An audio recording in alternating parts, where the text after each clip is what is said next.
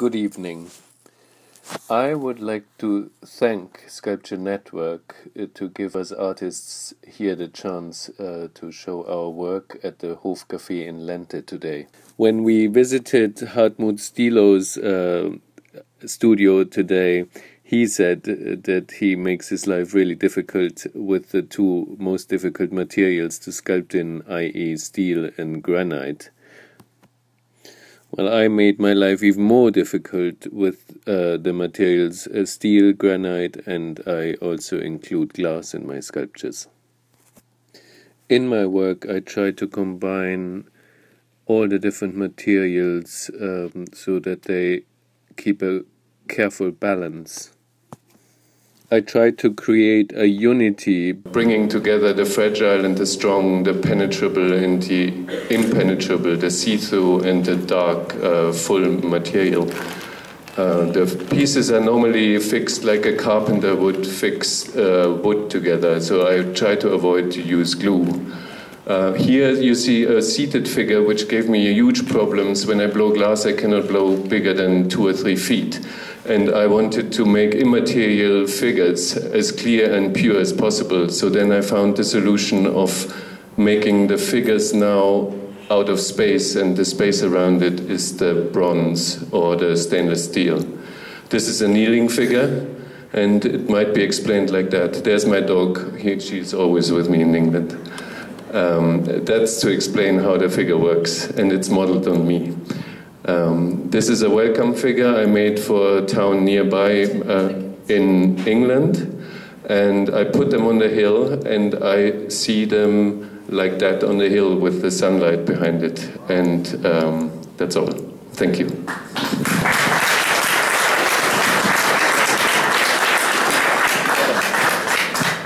Hello, ladies and gentlemen, friends of arts of sculpture.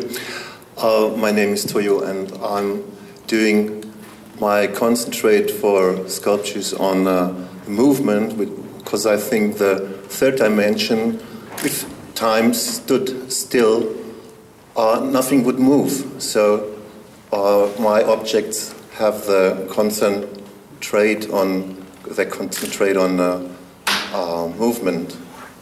I believe that the energy, which is unendless in creation, can be used for transformation of energy and of conscience also. It is, for me, it's a lie that some greedy people want to tell us that the energy in Earth is not enough for the future for us. And so we have to send some ships, a military. I think this can be used with aesthetic and with design, with a thankful and humble view from the future, from the energy of the outside. It's more than enough. And so if we use it in this way, maybe it will be a bit of peace for the world in the future to have the fourth dimension included in sculptures. So somehow like that. Thank you for listening.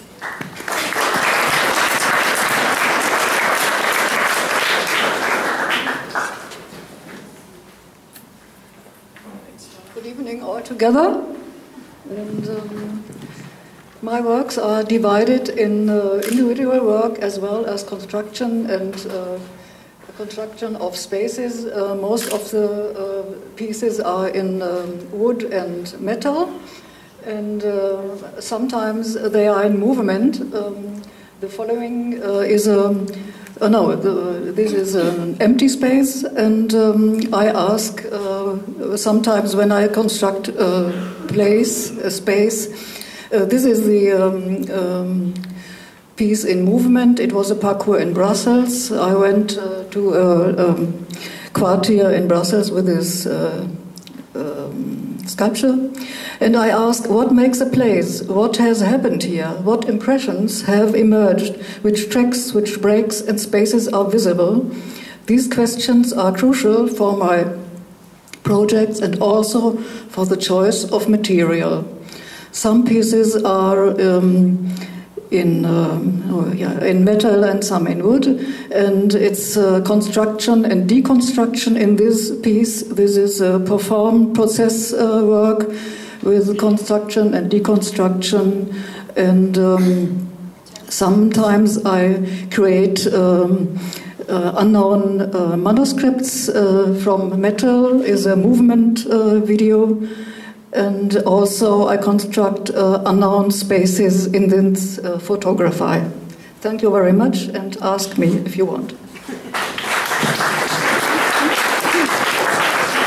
Hello, my name is Hex. I'm specialized in stainless steel, and today I'm going to show you two of my series I work in. The first is called paper steels, because I cut out single forms out of a self-made sheet of steel that I weld together from small pieces so it gets a smooth and curvy surface. Then I cut out a single form and hook it up like a found archaeological object on a stand. And I call them paper steels because they look pretty two-dimensional on the first side, like a drawing, and they're very thin. It's just about 2 millimeters, the sheet of steel after polishing. And completely three-dimensional is the second series that I call asteroids or rocks. I start with small pieces again and put them one to another and fit them to one to another and bend them. So this object is just growing like an organic object, like a potato. And I don't really have a sketch or a draft of it. I just let it grow. And when it's finished, so it gets a unique. And I try to work in stainless steel like an organic material, not industrial-like with sharp edges and 90-degree angles, but like a wood or stone.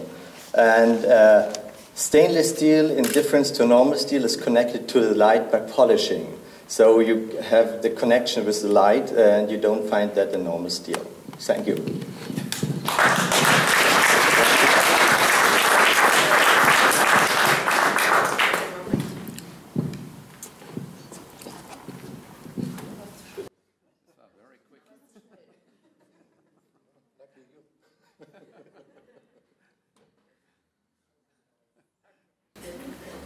So, good evening. I just want to describe myself.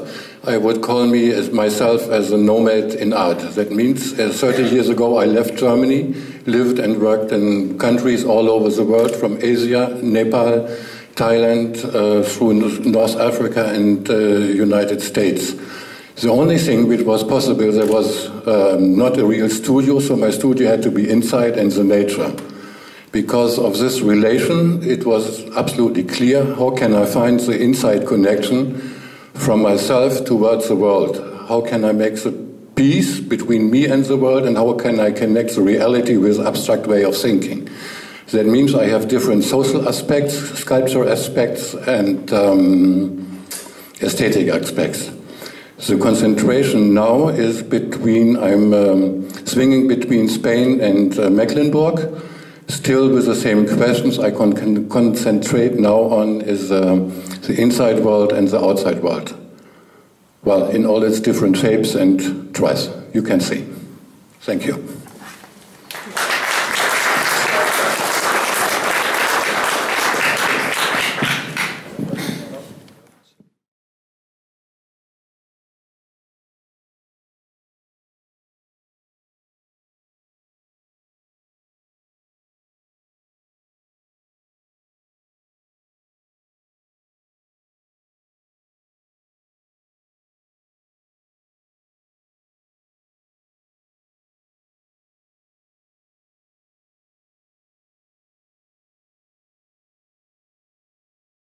My name is Dietrich Förster, and I will talk about order and freedom.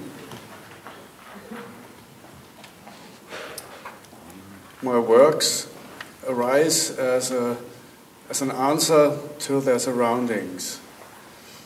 They begin with a basic geometric shape as a repetition of equal modules. I break up this rigid order by creating a transition towards free motion. In this change, I attempt to find a situation containing both order and freedom at the same time. The connection of these two poles exists in a natural surrounding. Order and freedom are connected in nature. In surroundings created by humans, this balance is often missing. I think that the balance between order and freedom is a crucial component for a satisfying quality of life. Here is a glass cylinder made of industrial sheets of glass, which tries to move like a wave. That's the same sculpture in a view up to the sky through the glass.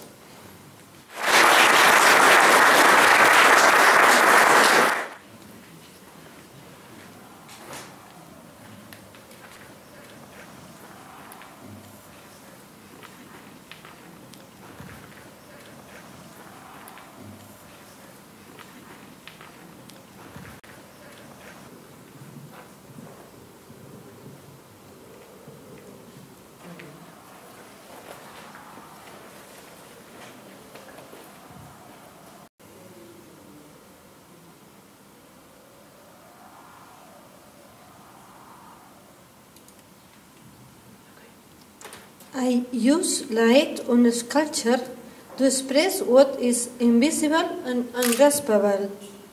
I am talking about a spiritual pain with maximum austerity and using what is ephemeral, putting these worlds inside boxes in order to emphasize our own fragility. Thank you very much.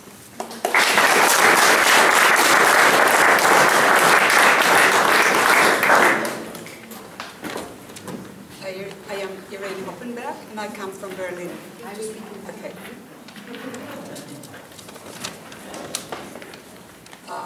My sculptures are often site-specific.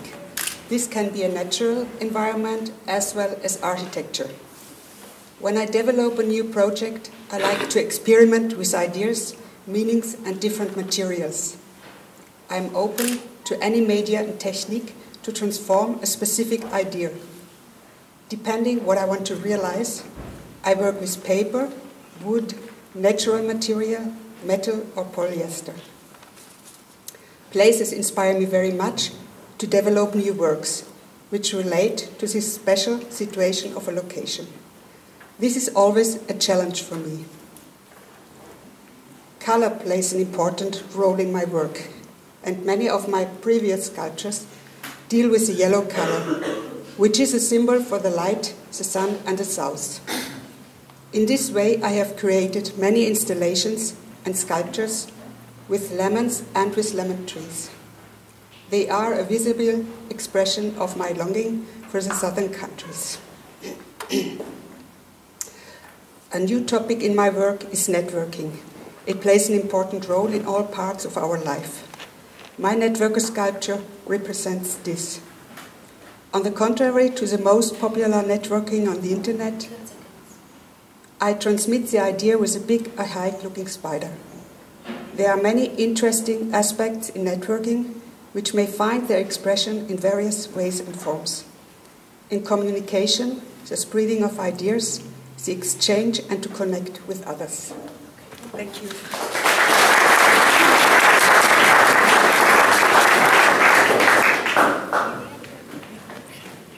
Hello, my name is Ulrich Saloga from Germany. I'm 54 years old, but in this group I'm a baby. First of all, must be said, English is not my preferred language. I call myself paint sculptor, but what is it, a paint sculptor? I think I'm the missing link between painter and sculptor. I paint pictures on a canvas, I make three-dimensional sculptures. My idea is to bring both together. I connect canvases with metal brackets on three-dimensional objects. The shape is freely selected. Cubes, pyramids, as well as free forms like heads, crosses, or so on. Paintings leaving the wall into the room. Hanging on the ceiling, standing on the floor, on the table. I have no imagination what comes next. Maybe we see.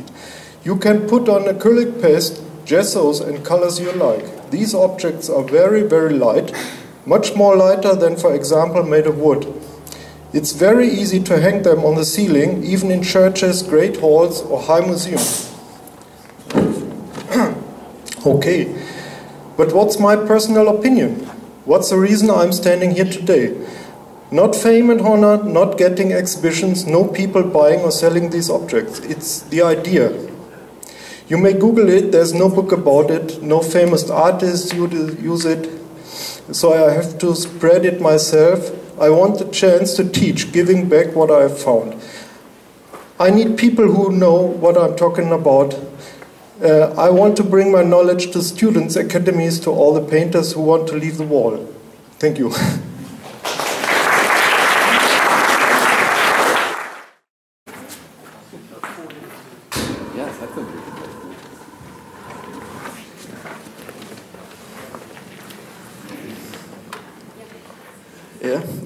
Guten Tag, good evening.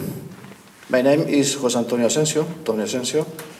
I am a painter, a sculptor, and also a professor of the Fine Art University of Barcelona. I started working in the sculpture world accidentally, when the Barcelona City Hall interested my design of an artist event on occasion of the Olympic Games in 1992. I designed a performance that ended being a presentation of a sculpture by City Hall demands. This event made me reflected on my work, and I realized that the artist could be completed by the domination of the different disciplines. As in the case of the Renaissance artist, it could be able to sculpt polish, updating of or write within other scales. Since that moment, I have been developing different sculptural projects. Some of them become true, others in an infinity process. Moreover, my first pictorial stake caused that I have always had a necessity of the color and the thoroughfare of the lake layer. At present, the lake is the material that is the axis of my whole artistic work and investigation. Thank you very much.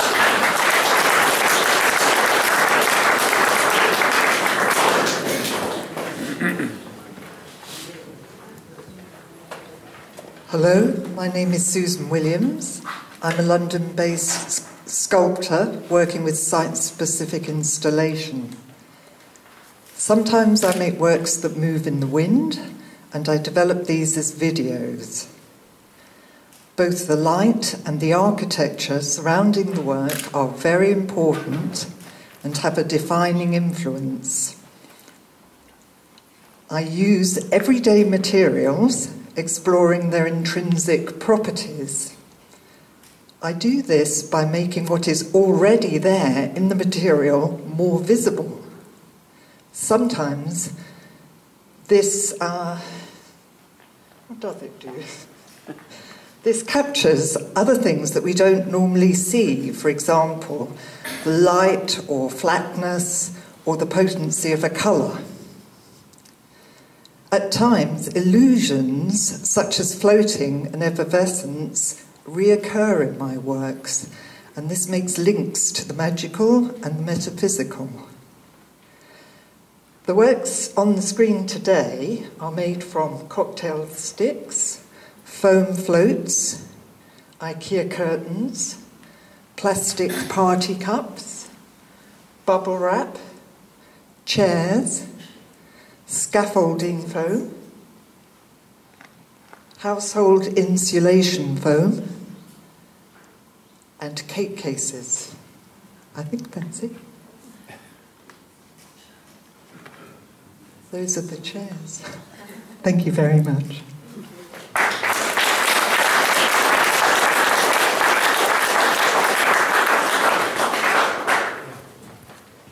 Good evening, ladies and gentlemen. My name is Sylvia Witwe-Fremy. I'm coming from Laatzen, a town nearby Hanover. And due to my former life and work as an engineer, my view on art and my understanding of art is different from real artists, I'm sure. But creativity was essential at that time, and still is it now, as I'm working as a self-taught sculptress. The outcome of my direct stoneworking are very different sculptures, showing free abstract forms as well as figurative, plant, animal, man, or symbolical ones, as you can see behind me. All my objects are handmade, meaning without using any machine. The material I usually choose for my objects is so-called soft rock, like Tüster Kalkstein, that's a limestone from the southern region of Hanover, serpentine from Zimbabwe, or alabaster or soapstone. Well, what's captivating me when working with stone? I would say the following ones. Slowly finding the form, cut by cut, the contrast of smooth and rough feel of the surface, the possibility to gain an object with soft curves from the hard stone, and the hard reality, what's cut off is off. Thank you very much.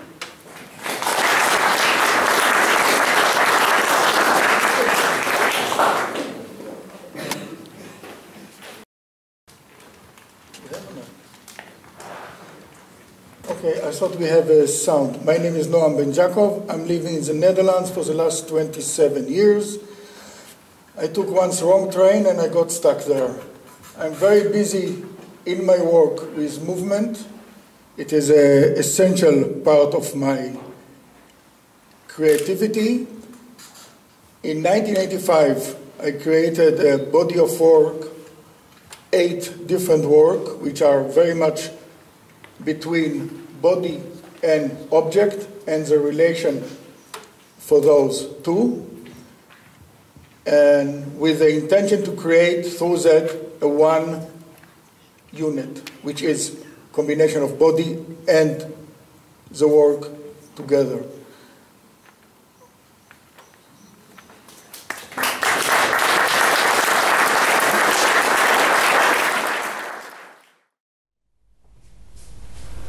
Good evening, ladies and gentlemen, dear colleagues. You now have to imagine that you are listening to 2 people, because I represent the artist duo Dagmar and Thomas Helmbold from Hanover, Germany. Thomas recently had an operation. He's very well off at the Reha, excuses himself and says hello. We are painters. I'm coming from photography and Thomas from drawing and abstract painting. 10 years ago we threw our skills together and started a kind of ping-pong on canvas. To explain the process, I like to cite the German art historian Michael Stöber. As they paint, they have philosophy and poetry, music and literature, history and the present, all at the same time in their head. They enter as images into their pictures. They did not exist previously.